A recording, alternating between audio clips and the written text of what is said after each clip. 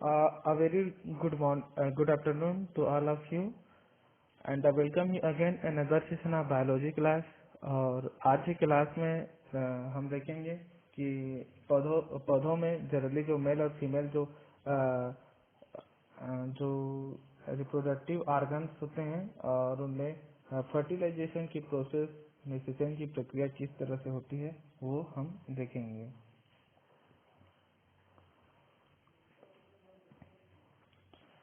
तो चलिए स्टार्ट करते हैं पौधों में रिप्रोडक्शन की प्रक्रिया।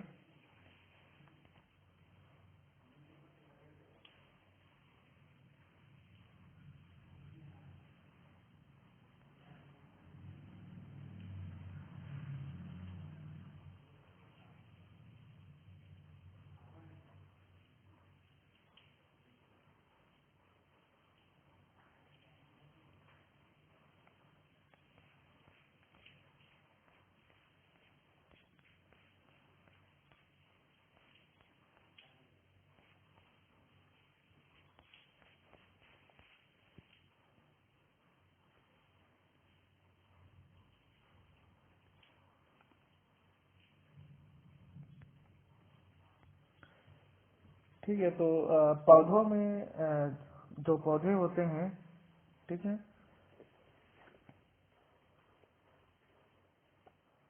तो हम जानते हैं कि जो भी कोई भी जीव होते हैं, है ना, उन सभी जीवों में एक गैमेट्स बनता है। ठीक है, गैमेट्स जनरली गैमेट्स में इस जो मेल और जो फीमेल होता है उनके थ्रू ही ये बनता है। ठीक है, जो गैमेट्स होता है वो तो पुष्प में जनरली हम देखें,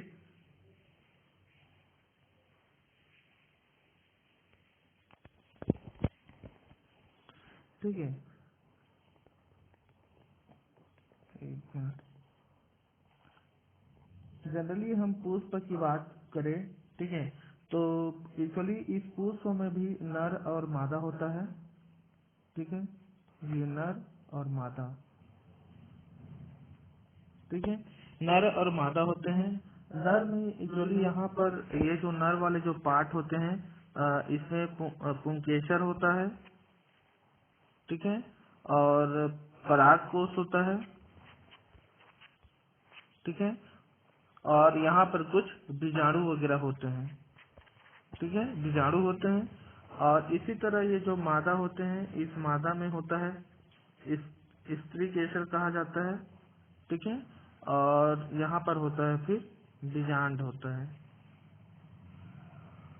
ठीक है, और साथ में इनमें भी कुछ बीजाणु होते हैं। ठीक है, तो यही दोनों बीजाणु होता है, ये नर और मादा का जो दोनों बीजाणु होते हैं वो यही होता है, एक गैमेट्स का निर्माण करता है, एक का निर्माण करते हैं। ठीक है, फिर यहाँ वो बाद में फिर ये क्या करता है, फिर बाद में ये जाइगोट का फॉर्मेशन करता है ये। ठीक है, जाइगोट का फॉर्मेशन करेगा और जाइगोट से फिर ये क्या करता है, ये एम्ब्रियो का निर्माण करता है। एम्ब्रियो, एम्ब्रियो मतलब यहाँ पर भ्रूण का निर्माण करता है। ठीक है, फिर भ्रूण से फिर निर्माण हो जाता है बीज। ठीक है, और फिर बीज से निर्माण होता है पादप। ठीक है, तो इसी को हम देखेंगे कि इसमें जो पुष्प जो होता है फ्लावर, क्योंकि किसी भी पौधे का जो मेन रिप्रोडक्टिव जो पार्ट होता है वो फ्लावर ही होता है। ठीक है,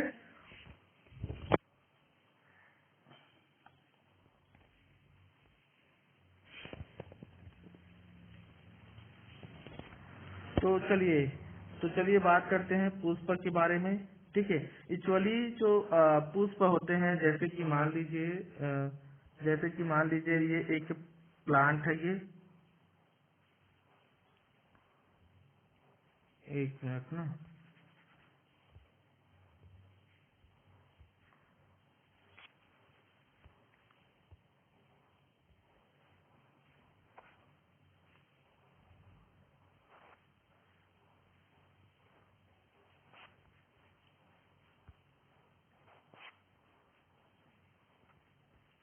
ठीक है।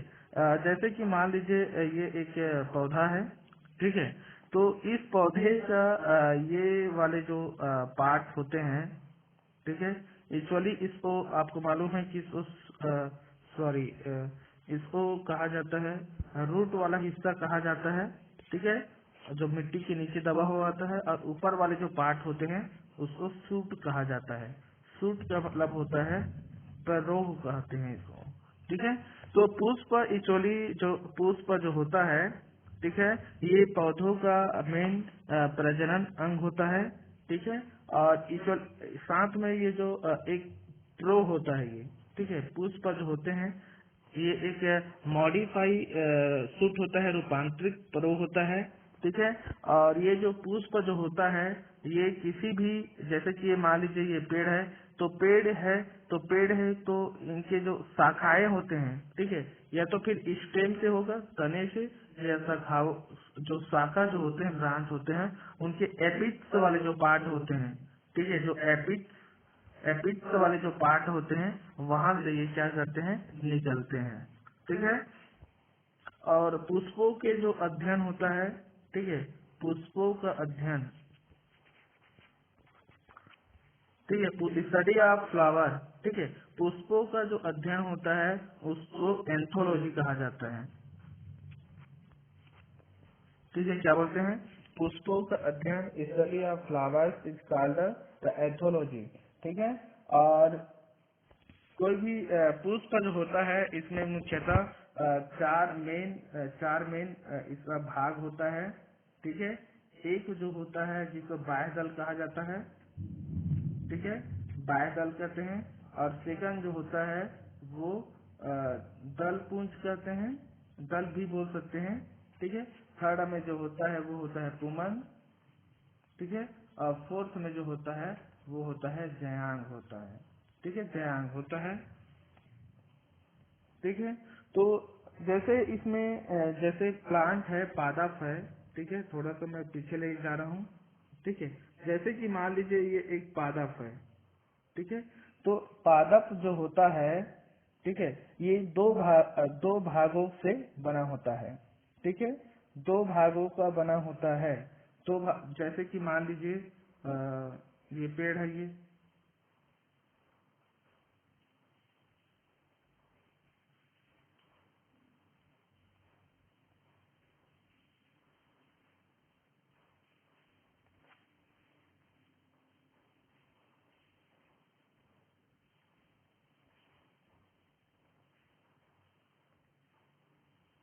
ठीक है, मान लीजिए ये एक पेड़ है, ठीक है।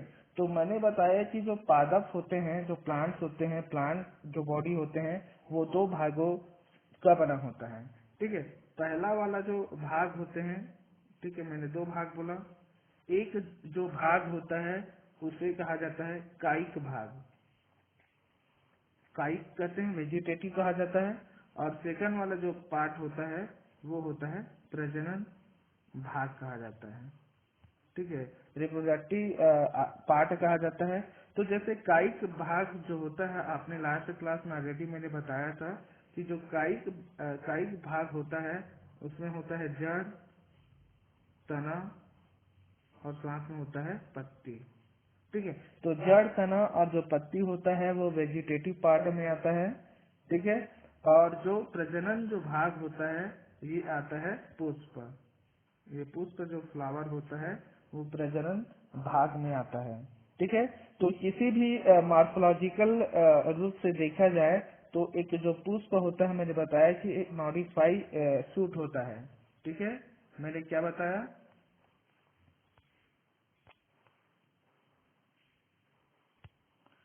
ठीक है। तो जो पुष्प जो होता है, मैंने बताया कि जो पुष्प होता है एक मॉडिफाइड सूट होता है, ठीक है। क्या बोला मैंने, मॉडिफाइड सूट होता है, मॉडिफाइड सूट होता है, रूपांतरित फ्लो होता है। और इसमें इनका जो इसका जो अक्ष वाला जो पार्ट होता है, ठीक है, ये वाला जो पार्ट होता है जिसको अक्ष पार्ट कहा जाता है। तो जनरली ये जो होता है इसको पुष्पासन कहा जाता है, ठीक है। क्या बोलते हैं, पुष्पासन कहा जाता है। जहाँ पे पुष्प वहाँ पे स्थिर स्टेबल फॉर्म में होता है। ठीक है, तो जिसके ऊपरी भाग में क्या होता है, पुष्प पाए जाते हैं और पुष्प के चारों तरफ 4 चक्र पाया जाता है। ठीक है, 4 चक्र पाया जाता है, जिसे आपको मालूम है ये वाला जो गिर रहा है बाह दल कहते हैं। ठीक है, ये एक दल होता है, बाह दल होता है और साथ में ये पुमंग होता है, तीसरा वाला पार्ट और ये चौथा। ठीक है, तो पहला, दूसरा और ये तीसरा और ये चौथा जयांग। ठीक है, तो 4 पार्ट होता है। ठीक है, बाह्य दल जिसे कैलिक्स भी कहा जाता है और दल जिसे कोरोला कहते हैं। ठीक है, और पुमंग का इंग्लिश नाम होता है एंडोसियम और जयांग का नाम होता है ग्यानोसियम। ठीक है, तो ये स्टेबल होते हैं वहाँ पर और इनमें जो क्रमशः जो होता है इसको हम सेपल्स, यहाँ पर लिखा है इसको सेपल्स शब्द भी यूज किया जाता है। ठीक है, मतलब यहाँ पर मैं लिख देता हूँ। ठीक है, कि जो सेपल जो होता है, ठीक है, सेपल मतलब बाह्य दल। ठीक है, और पेटल मतलब होता है दल होता है। ठीक है, और जो स्टेमन जो होता है, स्टेमन स्टेमन ठीक है, और साथ में जो कार्पल कहलाता है।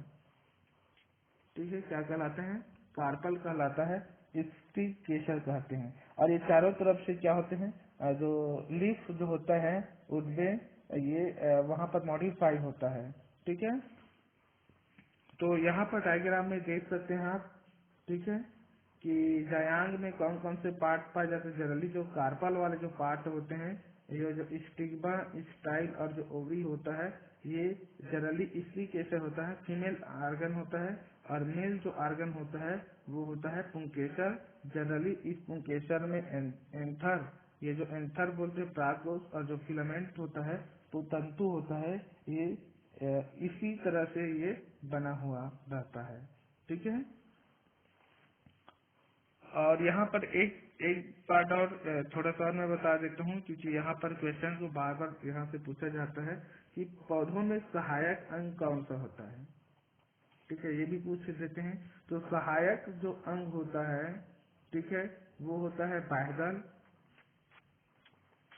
और जो दल होता है ये सहायक अंग कहलाता है।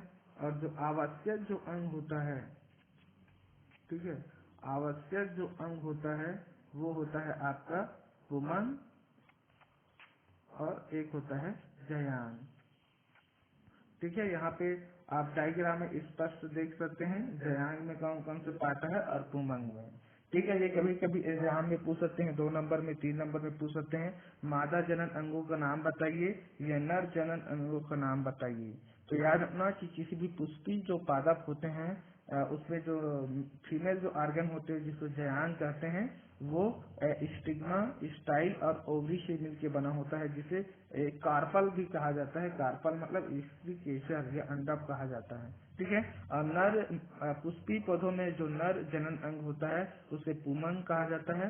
और इस पुमंग में प्राकोष, फिलामेंट, ये 2 चीज होता है जिसे स्टेमन या पुंकेसर कहा जाता है। ठीक है, तो थोड़ा सा मैं और इसको डिस्क्राइब कर लेता हूँ। ठीक है, थोड़ा सा डिस्क्राइब कर लेता हूँ। और चलिए, तो थोड़ा सबसे पहले हम देख लेते हैं पुमंग के बारे में।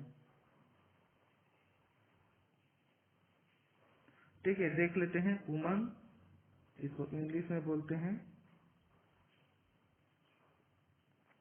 एंड्रोसिया। ठीक है, तो पुमंग जो होता है जिसे पुष्प का नर जनन अंग या male reproductive part of flower कहा जाता है। ठीक है, और जो पुमंग पुष्प में मतलब फ्लावर में क्या करते हैं, नर जनन चक्र का ये निर्माण करते हैं। ठीक है, और बात करें कि जो प्रत्येक जो पुष्प होते हैं उनमें पुमंग एक निश्चित संख्या में पाया जाता है। जनरली उसको पुंकेसर में पाए जाते हैं, ऐसा बोला जाता है। ये वाला जो पार्ट जो दिखाई दे रहा है ना, ये वाला, ठीक है, ये ठीक है, तो पुंकेसर की संख्या निश्चित होती है। कभी कभी एग्जाम में यहाँ पूछा जाता है।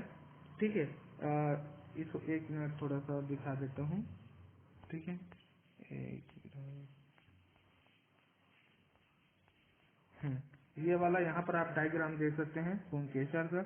ये जो स्टेमन जो होता है इसे ही कहा जाता है पुंकेसर। ठीक है, और यही एक नर जनन अंग होता है। जनरली इसमें दो पार्ट होते हैं, एक होता है एंथर और सेकंड वाला जो पार्ट होता है उसको फिलामेंट कहा जाता है। ठीक है, तो एंथर जो होता है जिसे क्या बोलते हैं, पराग कोष कहा जाता है, और फिलामेंट होता है ये, जिसका दो पार्ट होते हैं इसका। ठीक है, ठीक है। तो मैंने बताया कि एंथर जो होता है वो पराग कोष होता है। ठीक है, और एक होता है फिलामेंट होता है। ठीक है, और ये जो फिलामेंट होता है एक्चुअली देखा जाए कि ये एंथर और ये जो फिलामेंट होता है यहाँ बीच में इस दोनों को क्या करता है, जोड़ने का काम करता है। ठीक है, इस जोड़ने वाले पार्ट को हिंदी में एक टर्म यूज किया जाता है जिसे योजी कहा जाता है। योजी का मतलब होता है कनेक्टिव। ठीक है, क्या बोलते हैं, कनेक्टिव कहा जाता है, जो वहां से जुड़ा हुआ रहता है। ठीक है, तो पराग कोष के अंदर में यहाँ पर देख सकते हैं, ये पराग कोष जो होता है एंथर, इस एंथर के अंदर में यहाँ पर देखिए, इस एंथर के अंदर में ये वाला जो रेड जो कर रहा हूँ। ठीक है, इसको क्या बोलते हैं, सॉरी, पराग कोष के अंदर में ये क्या हो गया, पॉलन ग्रेन कहा जाता है, पराग कण कहा जाता है। ठीक है, पराग कण जो होता है एक्चुअली एक बोल सकते हैं कि ये नर प्रजनन की एक यूनिट होती है। ठीक है, तो नर जनन कोशिका या इसी को गैमेट्स कहते हैं। ठीक है, और यही ठीक है। तो हाँ, क्लियर हो गया इतना। तो मैं यहाँ पर एक और बताने वाला था कि पराग कोष की संख्या कितने कितने होते हैं, जब ये एग्जाम में पूछा जाता है। ठीक है, तो एग्जाम्पल कुछ होता है जो देख लीजिए। एक होता है धतूरा होता है। ठीक है, बैगन होता है। ठीक है, और साथ में सरसों देख लेते हैं। ठीक है, और सरसों के साथ जो बहुत ही हमेशा प्रचलित फूल होता है गुड़हल फूल। ठीक है, तो जो धतूरा जो होता है, ठीक है, धतूरा में 4 पराग कोष पाया जाता है, सॉरी, पुंकेसर पाया जाता है। ठीक है, और बैगन में 5 पाया जाता है, सरसों में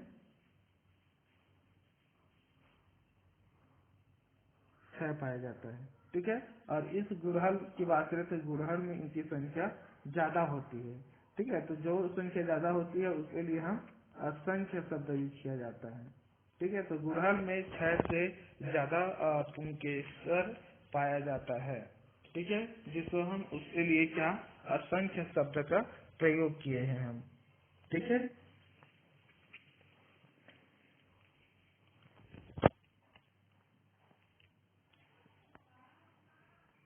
चलिए इसके बाद हम आगे आगे चलते हैं। तो आगे हम देखते हैं जयांग के बारे में देखते हैं हम। ठीक है, जयांग जिसे मादा मादा जनन अंग होता है प्लांट का। ठीक है, जिसे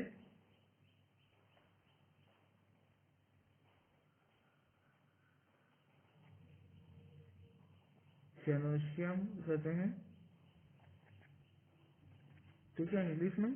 ठीक है, तो ये जो होता है ये पुष्प का एक्चुअली फोर्थ वाला जो पार्ट बोल सकते हैं, इंटरमोस्ट होर्ल होता है। ये एक चक्र के फॉर्म में होता है, और इस मादा जनन अंग का ये प्रमुख कार्य करते हैं। ठीक है, एक डायग्राम में यहाँ पर बना देता हूँ, ज्यादा अच्छा रहेगा आप लोग के लिए। ठीक है, जैसे कि मान लीजिए ये डायग्राम है।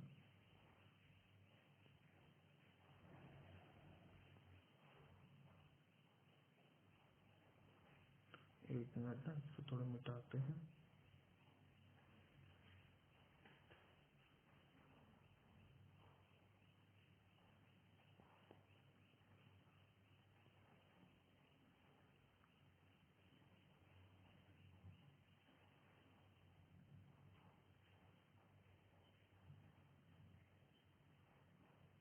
ठीक है, तो ये हुआ डायग्राम हुआ। ठीक है, ये थोड़ा सा और बच जाएगा, एक और बनाते हैं। इसको यहाँ पे डाल देते हैं। ठीक है, यहाँ पे कुछ बहुत सारे मटेरियल्स भी पाए जाते हैं इसके चारों तरफ। यहाँ पे थोड़ा सा इसको डार्क कर लेते हैं। ठीक है, तो ये जो दिखाई दे रहा है आपको, ठीक है, ये फीमेल है प्लांट का। ठीक है, और ये वाला जो पार्ट होता है इसको स्टिग्मा कहा जाता है। ठीक है, स्टिग्मा कहते हैं। और ये वाले पार्ट को स्टाइल कहा जाता है। ठीक है, और ये है ओवरी का डायग्राम है, ओवरी अंडाशय कहा जाता है इसको। ठीक है, और ये जो अंदर में जो संरचना दिखाई दे रहा है इसको ओव्यूल कहते हैं, बीजांड कहा जाता है। ठीक है, क्लियर। ये है मादा जनन अंग का डायग्राम यहाँ पर। और इसको हम और क्लियर यदि इसको डायग्राम में देखना चाहे तो आप यहाँ पर डायग्राम में देख सकते हैं। ये वाला जो पार्ट है ना, ठीक है, यहाँ पर लिखा है ओवरी, स्टाइल और स्टिग्मा, यहाँ पर डायग्राम में स्पष्ट है। ठीक है, तो ये हुआ फीमेल रिप्रोडक्टिव पार्ट होता है। ठीक है, और मैंने बताया कि इनके जो मेन पार्ट होते हैं वो स्टिग्मा होते हैं। ये स्टिग्मा, स्टाइल और ओवरी, और इनका जो इंटरनल पार्ट होता है वो होता है ओव्यूल होता है इस अंदर में। और यही ओव्यूल होता है वो बाद में बहुत सारे स्पोरेंजियम की फॉर्मेशन करते हैं, और स्पोरेंजियम की फॉर्मेशन के बाद में फिर वो क्या बोलते हैं, एक मेगा स्पोर के द्वारा एक एम्ब्रियो का ये निर्माण करता है। ठीक है,